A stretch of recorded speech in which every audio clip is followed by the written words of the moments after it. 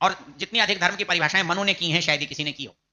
मुझे उनका सबसे बढ़िया श्लोक जो लगता है वो क्या लगता है, वो ये कहता है कि भाई धार्मिक बात कौन कर सकता है, धर्म की चर्चा किसके पास सही होती है।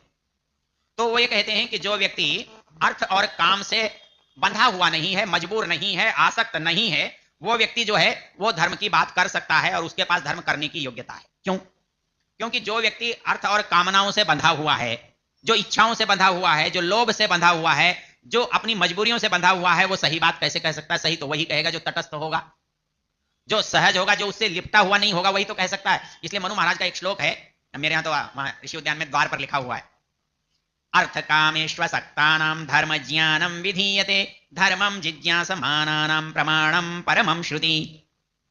मनु महाराज कहते हैं कि इस दुनिया में धर्म की बात वो कर सकता है जो कामनाओं से परे है, जो इच्छाओं से परे है, वो तो कह सकता है कि ये बात सही है, ये बात गलत है। बाकी जो बात, दो विचित्र शब्द हैं, एक असक्त है और एक आसक्त है, खाली मात्रा का फर्क है। असक्त है और आसक्त है। आसक्त मतलब जो फंसा हुआ है, लिपटा हुआ है, उसमें उलझा हुआ है, वो आसक्त है। जो असक्त है, जो फंसा हुआ नहीं है। तो अर्थ कामेश्व सक्तानां धर्म ज्ञानम विधीयते धर्मम जिज्ञासमानानां प्रमाणम परमम श्रुति। हमारे यहां धर्म की अंतिम परिभाषा कहां आती है? वेद में, वेदोखिलो धर्म मूलम।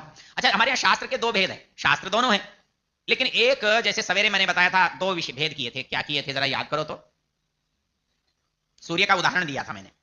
सूर्य जैसे दीपक कहीं जरूरत पड़ती है, लेकिन यदि दीपक को देखना हो या प्रकाश को देखना हो या सूरज को देखना हो तो क्या दूसरे दीपक की जरूरत पड़ती है? मतलब वस्तु को देखना है तो दीपक की जरूरत पड़ती है, लेकिन दीपक को या जलते हुए दीपक को या सूरज को देखना हो तो किसी दूसरे सूरज की या दूसरे दीपक की जरूरत। तो वैसे ही जो वेद का ज्ञान है वो सूर्य की तरह प्रकाशमान है, इसलिए उसे क्या कहा गया? स्वतः प्रमाण। और ये जो हमारा मनुस्मृति जैसा ज्ञान है, ये है परतः प्रमाण। इनको स्मृति कहते हैं और उसको श्रुति कहते हैं। मतलब श्रुति तो वेद को कहते हैं और स्मृति जो ये शास्त्र हैं इनको कहते हैं। तो हमारी ये मनुस्मृति है, इसमें अंतर क्या है वेद में और इसमें? जैसे यूनिवर्सल ट्रुथ में और ट्रुथ में अंतर होता है, वैसा जो कभी नहीं बदलता वो वेद, और जो समय के परिस्थिति के हिसाब से बदलता है, बदल सकता है, वो स्मृति।